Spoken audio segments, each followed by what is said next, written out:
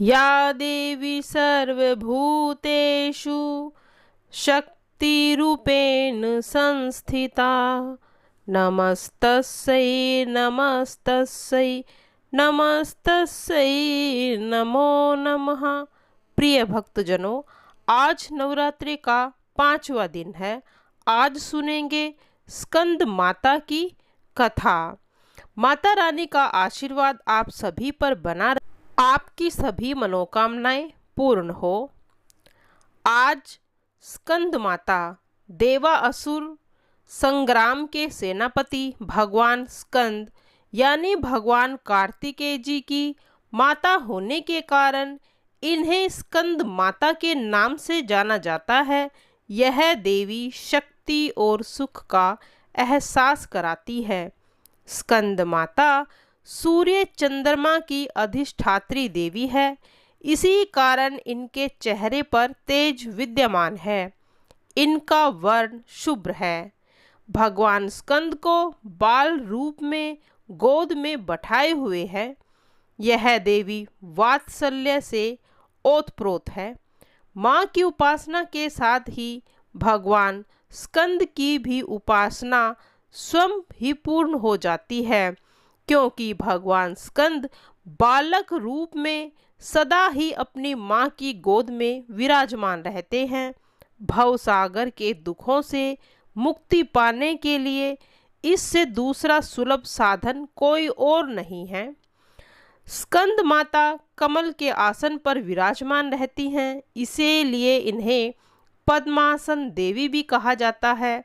इनका वाहन भी सिंह है और उन्हें कल्याणकारी शक्ति की अधिष्ठात्री देवी कहा जाता है। इन देवी की 4 भुजाएं हैं। दाएं तरफ की ऊपर वाली भुजा से इन्होंने भगवान स्कंद को गोद में पकड़ा हुआ है। नीचे वाली भुजा में कमल का पुष्प धारण किए हुए हैं। बाईं तरफ ऊपर वाली भुजा में वर मुद्रा में है और नीचे वाली भुजा में कमल का पुष्प है। देवासुर संग्राम में तारकासुर नामक दैत्य का वध करने के लिए भगवान स्कंद की उत्पत्ति हुई थी। प्राचीन कथा के अनुसार कार्तिकेय जी का जन्म भगवान शिव और माता पार्वती से दूर सरकंडे के एक वन में हुआ था। उस बालक के 6 मुख थे। उस वन में कृतिकाएं रहती थी। कृतिकाओं को जब यह 6 मुख वाला बालक मिला तब उन्होंने उनका पालन किया था। इसी वजह से इनका नाम कार्तिकेय पड़ा। भगवान शिव और देवी पार्वती से दूर रहकर वह बालक अब बड़ा होने लगा। कृतिकाएं बहुत अच्छी तरह से बालक का ध्यान रखती थी। एक दिन शिवजी को अपनी संतान के बारे में पता चला। संतान के बारे में जानकारी मिलते ही शिवजी ने अपने सेवकों को तुरंत ही सरकंडे के वन में भेजा और बालक को लेकर आने के लिए कहा। शिवजी के दूत वीरभद्र, विशालाक्ष, नंदीश्वर, दधिमुख और सरकंडे के वन में पहुँचे और कृतिकाओं के साथ कार्तिकेय स्वामी जी को लेकर शिवजी के पास लौट गए। कार्तिकेय जी कैलाश पर्वत पहुँचे तो वह बहुत प्रसन्न थे। शिवजी और देवी पार्वती ने बालक को गले से लगाया और उसे बताया कि तुम हमारी संतान हो। पार्वती जी और शिवजी ने कार्तिकेय को परिवार का महत्व समझाया और परिवार के साथ ही समाज की भलाई के लिए काम करने की सीख भी दी थी। तब शिवजी ने कार्तिकेय जी से कहा था कि पुत्र, तुम बहुत वीर हो, इसीलिए आज से तुम्हें देवताओं का सेनापति नियुक्त किया जा रहा है। उस समय तारकासुर नामक दैत्य ने बड़ा आतंक मचा रखा था और उसे वरदान मिला हुआ था कि जिसका वध भगवान शिव के पुत्र के द्वारा ही होगा। जब कार्तिकेय जी देवताओं के सेनापति बने तब उन्होंने तारकासुर का वध किया था। माँ भगवती के स्कंद माता स्वरूप की असली पहचान उनके पुत्र स्कंद की वजह से ही है। और संतानहीन दंपतियों को खास तौर पर आज के दिन स्कंद माता की पूजा अवश्य करनी चाहिए। स्कंद माता की कृपा से निसंतानों को सुख मिलता है और संतान से सभी बड़ी जुड़ी हुई समस्या भी दूर हो जाती है। प्रिय भक्तजनों, अब सुनेंगे कि पूजा विधि कैसे करनी चाहिए, किस चीज़ का भोग लगाना चाहिए, कौन सा मंत्र बोलना चाहिए और माता की आरती। सबसे पहले सूर्योदय से पूर्व उठकर स्नान आदि करके स्वच्छ वस्त्र धारण करें। अब माँ की प्रतिमा को गंगा जल से स्नान कराएं। इसके बाद माँ को कुमकुम, रोली, पुष्प, फल, मिठाई, पान का पत्ता, लौंग, इलायची व श्रृंगार का सामान अर्पित करें। माँ के सामने धूप दीप जलाएं। अंत में आरती करें। स्कंद माता का प्रिय भोग 5वें दिन माँ स्कंद का केले का भोग लगाया जाता है। इस दिन केले की खीर, केले से बनी मिठाई या केले का हलवा भी माँ के भोग में अर्पित करने से माँ के प्रसन्न होने की मान्यता है। इसके अलावा माँ को फल, मिठाई, मिश्री आदि का भोग लगाया जाता है। स्कंद माता का जो प्रिय रंग है वह सफ़ेद माना जाता है। कहते हैं माँ स्कंद के पूजन में श्वेत या पीले रंग के वस्त्र धारण करना अत्यंत शुभ माना जाता है। और स्कंद माता को कमल का पुष्प है वह अति प्रिय है। कमल के पुष्प पे विराजमान होकर माँ को पद्मा आसन भी कहा जाता है। इसके अलावा माँ स्कंद को गुलाब व गुड़हल के लाल पुष्प भी अर्पित किए जाते हैं।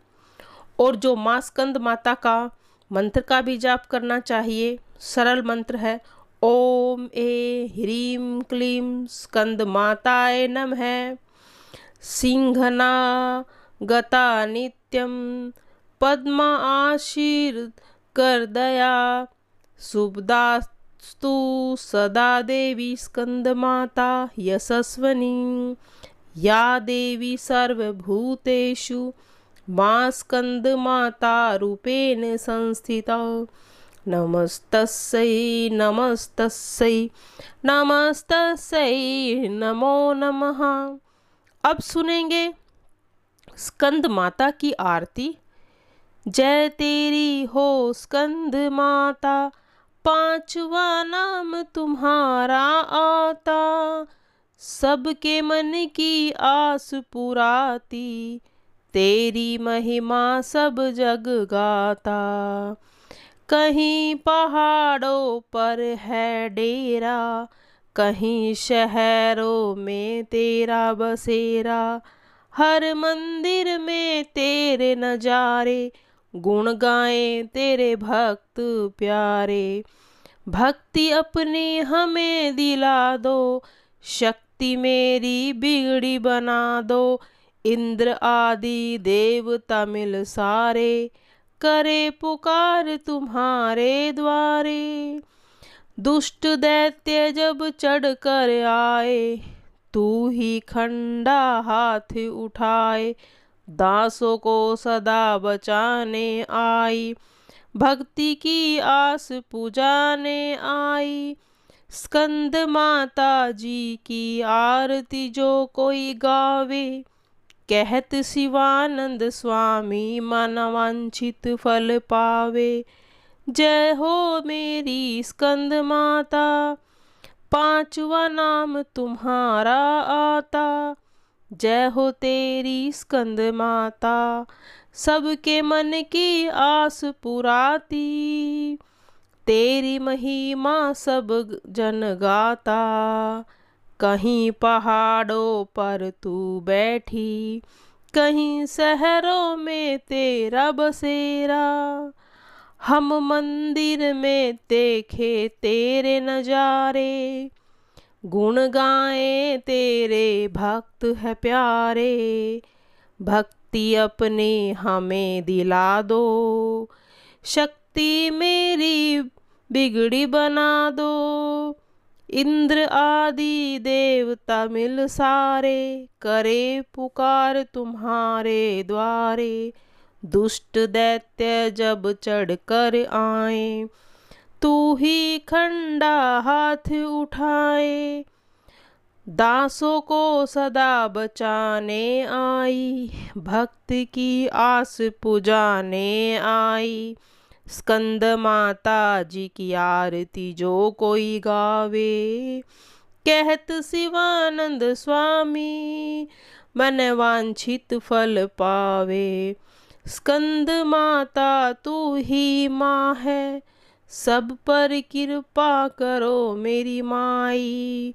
हब इंसानों की कर इच्छा पूरन, स्कंद माता कर दे सब इच्छा पूरी।